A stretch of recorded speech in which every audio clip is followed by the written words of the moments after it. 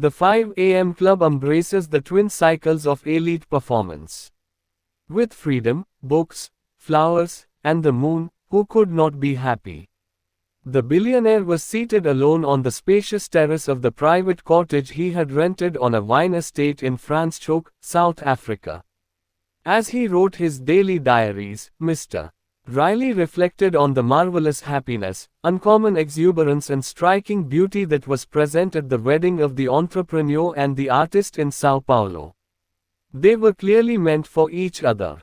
The universe works in interesting and absolutely intelligent ways, he thought. And if there was a union that would go the distance, it would be this one.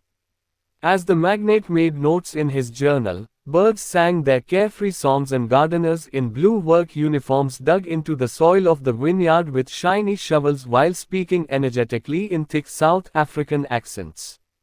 The tangled yet lovingly arranged vines on wooden stakes spoke of an enchantment that nature alone affords, while a mystical wisp of fog slowly migrated from Franschhoek Valley up toward the surrounding mountains.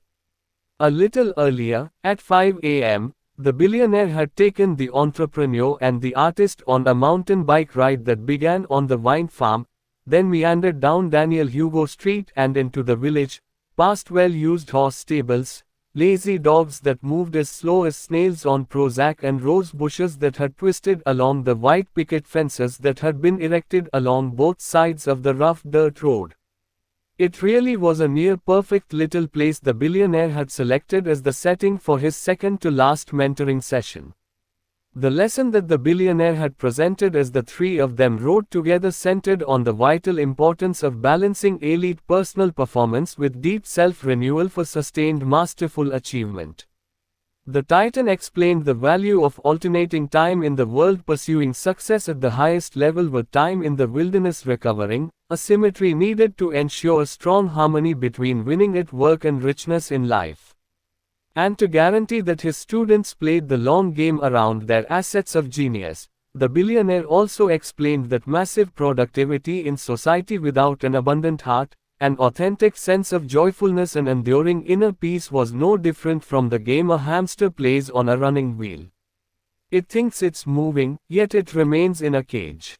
As the early morning rays melted into the lush greenery, the mogul pedaled his shiny red bicycle, talked excitedly and laughed festive, optimistic, truthful laughs. The kind of laughs we all long to experience more of in our lives. He also continued to cough a lot. One time he even spat up some blood. Yet, because the billionaire seemed vibrant and unusually healthy, the entrepreneur and the artist remained only somewhat concerned for their generous mentor's well-being. Perhaps this was their mistake. But the newlyweds were so in the moment that they didn't spend much time trying to figure out what was going on. In retrospect, they would wish they had. When the three companions took a break from riding, Stone Riley presented the husband and wife with another learning model, which he pulled out of a blue backpack. The billionaire taught that exceedingly excellent creative production without calibrated human asset protection leads to a noticeable performance reduction. What he meant by that was this: becoming legendary in your industry is all about sustainability. And making sure you show up at world class not just for a month or even for an entire year. The real sport of the captains of commerce, the great masters of the arts, the visionaries of the sciences, the heroes of the humanities and the giants of athletics is preserving your A game over a lifetime. Longevity really is a key to legendary, he reinforced. This, he told his two appreciative students, is one of the main keys to your rise to iconic. You really must learn how to balance working intensely and brilliantly with deep rest and recovery so you can remain fresh and strong over a long career. As you do this, you won't blow out your gifts by hyperextending them, in the same way that some pro athletes blow out their knees, preventing them from ever playing again. The geniuses all know and apply this remarkably important principle. As the billionaire sipped sweet, dark coffee, he explained that what makes the great men and women of the world exceptional, in part, is their implementation of a phenomenon known as supercompensation. Just as a muscle tears when you stress it to the edge of its capacity and then actually grows during the pause of recovery, your 5 assets of genius surge when you actively push them past their usual limits and then allow for a period of regeneration. Mr. Riley pointed to the framework on the paper and said, "See, cats, the little known key to terrific success over the long term lies in a simple word: oscillation. I mentioned it in Sao Paulo, but you're both ready to go deeper." "We definitely are," declared the entrepreneur. "Get this," the billionaire said. "When scientists studied the great Russian weightlifters, they discovered that the secret behind their undefeatability was their work-rest ratios." "What does that mean?" asked the artist as the companions walked their mountain bikes along a trail at the edge of a fabulous vineyard. "Your growth happens when you're resting," replied the billionaire in a straightforward way. "Makes no logical sense, right?" the billionaire went on. "In fact, this productivity rule is one of the most central yet paradoxical truths the Spellbinder revealed to me as I was building my global empire. The mainstream thinking tells us that to get more done, we must put in more hours. To achieve more, we need to do more. But solid research now confirms that that kind of linear approach, work harder to produce better, is seriously flawed. It isn't sustainable. It just leads to burnout, exhaustion, loss of inspiration, and the reduction of your private fire to lead the field and enhance our world. That old school way of operating also causes a visceral depletion of the very human resources which, if applied intelligently, will make you the master of your marketplace." "What you are sharing reminds me of the 60-10s method," remarked the artist happily. He was dressed in the riding gear the billionaire had provided. And, given his now daily practice of the 20-20-20 formula as a member in good standing of the 5 a.m. club, he looked significantly fitter, more focused, more energetic, and more self-confident than when he showed up at the Spellbinders conference. His transformation was quite marvelous. "Superb point," applauded the billionaire. "And you're right. Yet the learning model I'm about to walk you through is so much more than that. Today you'll receive advanced insight on how to alternate work-rest periods to generate exponential productivity. You'll also learn how to have a blast while you are doing it. This morning you'll discover how to work less yet materialize more through what pro athletes call periodization. After we are done, you both will be well beyond any superficial understanding of what it takes to triumph in your sphere while living beautifully for the rest of your life." The billionaire pointed to the part of the learning framework entitled The 5 Assets of Genius. "As you've now learned, every morning you wake up with a full battery of creative power. Each dawn you awaken to a full well of 5 private treasures that, if properly managed, will cause you to overcome the violence of your excuses and avoid the knife blade of your past limits so that the great hero encoded within your soul meets the light of day. And enable you to become all you're meant to be. As a maker of spectacular work, as a leader without a title, and as a human being dedicated to living in awe of life's most gorgeous graces. I'm all in," exclaimed the artist. "And as you now know, the 5 assets of genius," continued Mr. Riley as he looked at the diagram, "are your mental focus, your physical energy, your personal willpower, your original talent, and your daily time. I repeat this so you'll remember this. These primary assets are at their highest early in the morning. That's why you want to start your day well and perform your most important pursuits during your most valuable hours instead of wasting this precious opportunity fooling around with your technology, watching the news, or oversleeping." "Got you," confirmed the entrepreneur, ferociously taking notes in the leather journal she received in Rome. A colorful scarf with elegant patterns on it gave her ponytail a dramatic look this particular morning. "And the essential point of today's lesson is this," the billionaire spoke as he pointed to the center of the model. "Top performance truly isn't a linear game. Elite accomplishment is much more like a heartbeat, more like a rhythm, more like a pulse. If you want to show up as a great master, over decades, so you literally dominate your domain for an entire career and lead the life you love well into old age. You absolutely need to alternate high excellence cycles, those periods of intense and fantastic output, with times of meaningful recovery, deep refueling cycles. Please study this, the billionaire requested, tapping an index finger on the printed framework. Just so I am clear, said the artist, as he inhaled the fresh air, HEC is our high excellence cycle and DRC is our deep refueling cycle. Yes, replied the billionaire.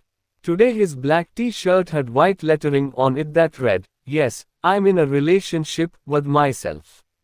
His weirdness was magnificent. And so, your main move if you want enduring victory, professionally as well as personally, is to oscillate, the tycoon carried on.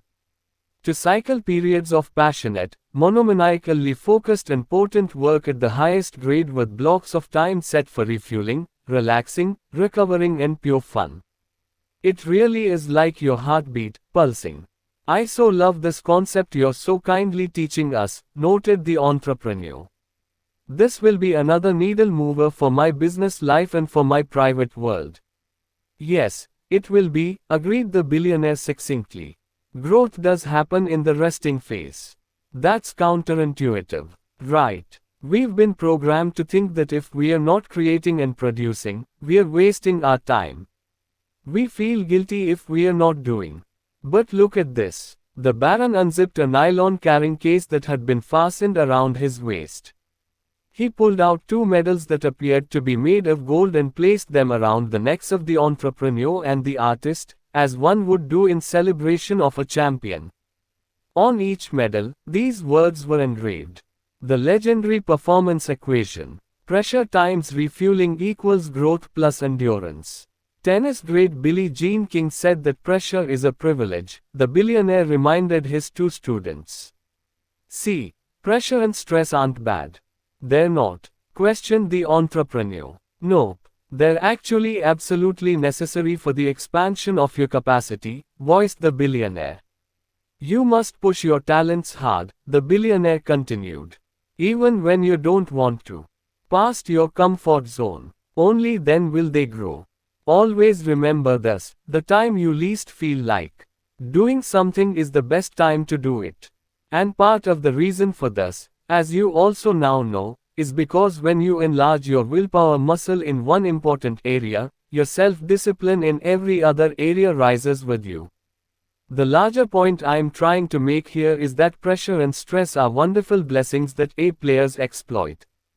Our gifts don't increase when we stay in our safety circles. Nope. Challenge and stretch your capacities past the normal. Muscles expand only when we take them past our usual limits. And then allow for some time to refuel and recover. The billionaire surveyed the vineyard. Then he added, I recall having a fascinating conversation with a pro athlete who showed up at one of my charity dinners. You know what he told me? What? Wondered the artist. I rest to allow all my training to take effect, pronounced the billionaire. Profound way of seeing things. All work and no break depletes your greatness, over time. Murmured the entrepreneur, rolling her mountain bike over to a stake and leaning the seat against it. If you want to build stronger abdominal muscles, you stress them past their current boundaries, said the billionaire. If you usually do 100 sit-ups, you do 200. If 200 is your daily quota, go up to 300. This actually causes the muscle to rip apart. The exercise physiologists call the phenomenon micro-tearing. Yet, if you want the muscle to grow, you can't keep exercising it relentlessly or you'll experience injury. You need to rest the muscles for a day or 2. And it's in that recovery cycle when the actual growth happens, interjected the artist, locking in on the principle he was learning. Absolutely correct, enthused the billionaire. Growth happens in the resting phase, not in the performing stage. Recall early on in our work together on my beach in Mauritius, I told you cats I grew up on a farm, long before I moved to Malibu. Think so, spoke the entrepreneur. Mauritius feels like another lifetime ago. Well, there's a metaphor that I learned at our farm that will help you fully understand the twin cycles of elite performance. Talk to any farmer and she'll tell you about the fallow season. Before it, there's an intense period when the soil gets tilled, crops get planted and serious work gets done. Then there's that season of resting. Seems like nothing's happening. Looks like time is wasting. Yet here's the neat part, it's in the fallow season that the harvest is really blossoming. All the produce that shows during autumn is just the visible end result. The billionaire slurped some more coffee. He spilled a little on his t-shirt. The container that held the Java had, "Dream big. Start small. Begin now," written on it. A yellow butterfly with tender flapping wings that had blood-red veins along them glided by. 3 eagles announced their authority overhead. "God, I love butterflies," the billionaire said wistfully. "And rainbows, shooting stars, full moons and glorious sunsets. Why be alive if you're not going to be totally alive? I was like a robot when I was in my 20s, he admitted. I took myself too seriously. Didn't have a minute to waste. Every hour was scheduled. Every car ride had to have an audiobook running. All flight time was about productivity. Here's the thing," his voice trailed off as his eyes appeared lonely, melancholic and lost. "I was exhausted a lot of the time. The spellbinder saved my life.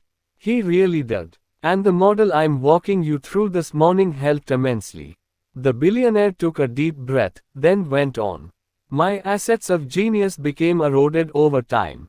My creativity was floundering, as was my effectiveness. I've since realized that I'm paid by my group of companies to think.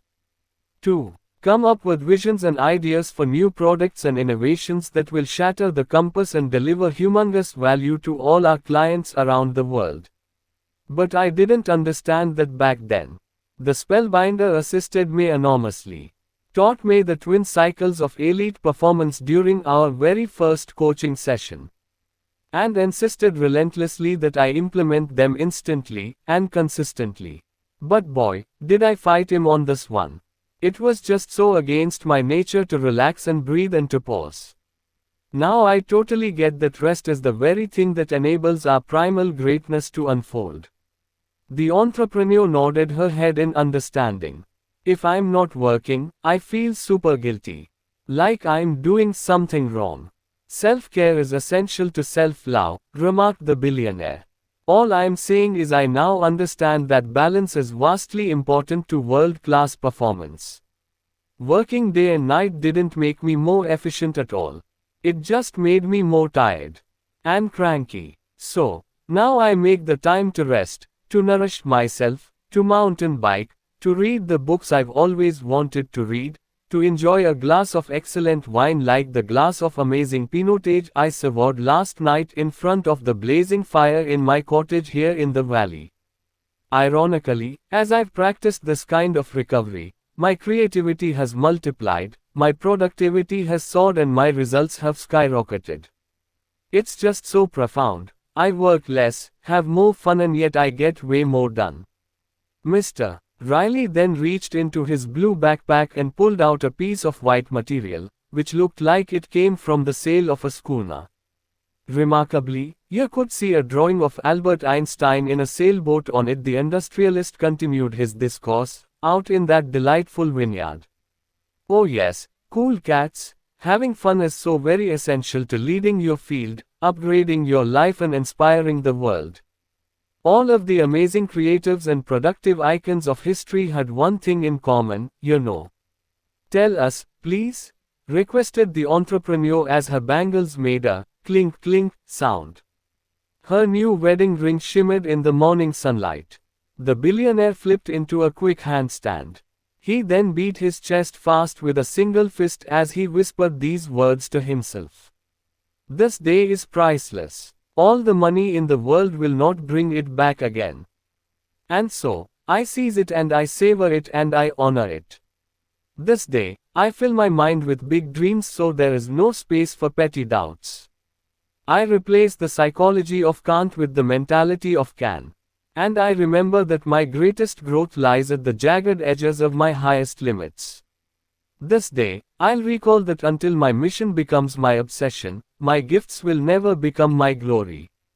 And until my hunger to serve transcends the insecurities of myself, I'll miss the grand chance of these precious hours to be a vehicle for helpfulness. This day, I reload my devotion to avoid a counterfeit nobility, staying sincere, humble, with both feet on the sacred ground. Should naysayers and bad actors throw rocks at me, I reply with kindness and love in the face of their bad behavior, even if they don't deserve it. Should critics make fun of me, as they always have since I was a kid, I'll take the rocks they throw at me and make them into monuments of mastery. And should anyone call me strange, as they often do, I'll smile with the blatant wisdom stuck deep in my heart that it's only misfits, oddballs and eccentrics that change our world. Being different is really cool. And eccentricity is very hip. It was quite a sensational scene. Stone Riley, upside down, beating his chest as if to activate his heart and reciting his poetry. Words are creative, you know, he articulated as he stood up and inhaled a big gulp of fresh Franschhoek air. Speak they, words of unchained heroism. Talk the preach of a passionate possibilitarian. Use the languaging of hope, the sentencing of power and the phrasing of leadership, and unbridled love. I manage my words meticulously. Every morning, the billionaire looked at the vines. Anywho, he added, all great geniuses really loved to play. They understood that having fun is a potent form of recovery. They all had leisure activities that recharged their empty batteries. Einstein loved to sail. Aristotle and Charles Dickens adored daily walks. Hollywood superstar Meryl Streep used to knit, Steve Wozniak played polo, Bill Gates mastered bridge and Sergey Brin would often be up on a high-flying trapeze. Time away from work isn't a waste, the tycoon reinforced. It's a must. Offers a space for incubation of the very ideas that will make you a fortune. So work less to get more done. That's pretty much what the twin cycles of elite performance model is all about. I'm understanding the 60/10 method's value even more, the artist contributed. I guess this also means it's okay to have a few days off every week. Not only okay but necessary to guard your 5 assets of genius, the very ones that A players leverage to realize industry prominence so their work stands the test of time. To be specific and tactical, take at least 2 full days off each week.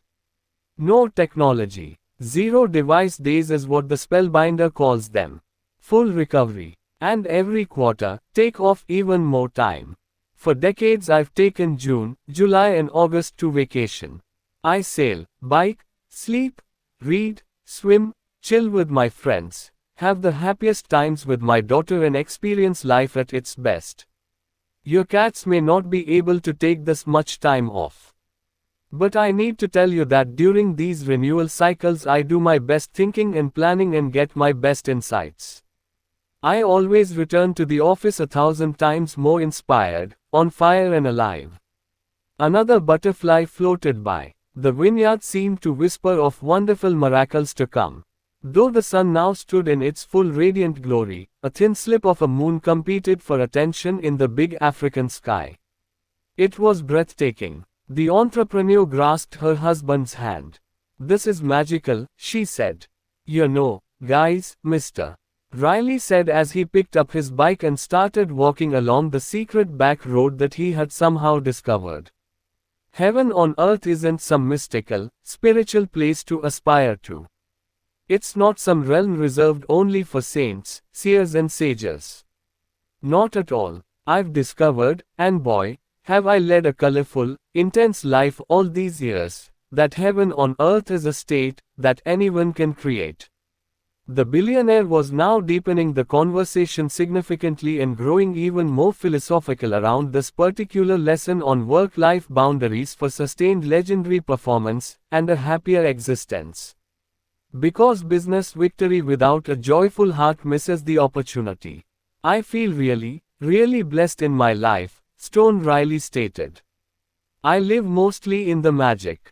The magic, wondered the artist, now pulling on two dreadlocks and unlacing his biking shoes.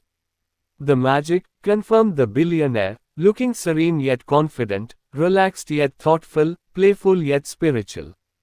I've learned that being successful without feeling soulful is the highest of defeats. The entrepreneur and the artist sat down next to each other on the soil of the vineyard. The billionaire kept on. While I've always been passionate about advancing my companies and expanding my commercial interests, mostly to see how far I can go and to help me fuel my philanthropic work, I am equally dedicated to savoring the magic of a life astoundingly well lived. Winning without enjoying is nothing. Not so sure I get you, admitted the entrepreneur as a truck carrying a gaggle of workers with charismatic smiles sailed by. It's a great morning, one shouted. I love my work so much. And I do get a lot of pleasure from the homes, the goods and the toys I own. But I need none of it. I have my things and my public reputation as a global business person. Yet I don't identify with it. I'm not attached to any of this. As I grow older, I still love the pleasures of this world very much, but I don't require them for my happiness and peacefulness. I've come to see it all as a big game, a sport of sorts. I own my things, but they don't own me, the Baron continued. And though I play in the world, I also adore the wilderness, not only metaphorically but literally, like here experiencing the natural wonders of this ethereal valley in Franschhoek. This, too, is how I live the twin cycles model. I make time to enjoy life completely. The magic, repeated the billionaire as singing birds seemed to croon louder and a flutter of even more butterflies showed up to listen in on the conversation. God, life is beautiful. Don't miss out on all of its awesomeness and incredibleness. It's there for you, no matter what you might be going through. See, we all live on borrowed time. And life does whiz by so quickly. Your two cats will be old before you know it, probably hanging out with 100 grandchildren, he said with a chuckle. Anywho, Mr. Riley spoke in a whisper. Utopia, Shangri-La, Nirvana and heaven on earth are just names for a state of being, not a place of visiting. You enter the magic of life and begin to experience outright bliss daily once you reclaim the inherent power that lurks in your core. And when you don't postpone being grateful for even the tiniest of everyday graces, you'll become a magnet for miracles when you begin being a magician of sorts. The billionaire's getting into some pretty mystical and far-out territory now, thought the entrepreneur. Heaven on earth, recited the industrialist. My life is generally a steady stream of beauty, you know. And I've discovered this has little to do with having a lot of money. It has more to do with finding fulfillment, in the smallest of things. The way the fire warmed me and inspired me last evening, for example. It has to do with spending a lot of time in nature, whether that's in vineyards like these, he said, pointing an index finger across the wine farms that filled the valley, or on walks in a forest, or hiking in the mountains, or being near the sea, or drifting through the sands of a barren desert. It has to do with reconnecting to the awe, wonder and majesty that every human life has available to it by visiting art galleries frequently and letting the energy and genius of the creators infuse your mindset, heart set, health set and soul set. It has to do with eating fresh food, simply prepared, with interesting, real, thoughtful, creative and compassionate people who make you feel good.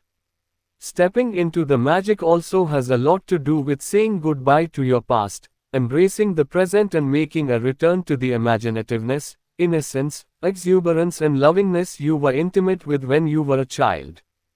Adults are deteriorated children. Heaven on earth shows up naturally in your heart when you have the brilliance and bravery to start opening it up again. Like you did when you were little. Picasso once said, "It took me 4 years to paint like Raphael, but a lifetime to paint like a child," contributed the artist energetically. I'd agree that getting back to being more innocent brings the magic back to our lives. The billionaire stopped. He rested his bike and waved for his 2 students to follow him over to an area of the vineyard that had a black metal sign marked, Chenin Blanc, in bright yellow letters. Stone Riley then fell to his knees. The magic, the billionaire mused, still whispering, as he stood up straight as a soldier. His eyes were closed now. His thick hair fluttered slightly in the mild wind. As he placed one hand to his heart, more doves materialized. I'm really into breezes these days. You'd only appreciate them if you didn't have them anymore. Like I'm saying, there's such an enchantment to life. It's right in front of you. Available to anyone. We all can become magicians of sorts. But to experience this higher reality I'm speaking of, to really find it, you'll need to leave the world a lot. Play in common society and succeed in the game it sells you but disconnect from it often, so you are never really owned by it.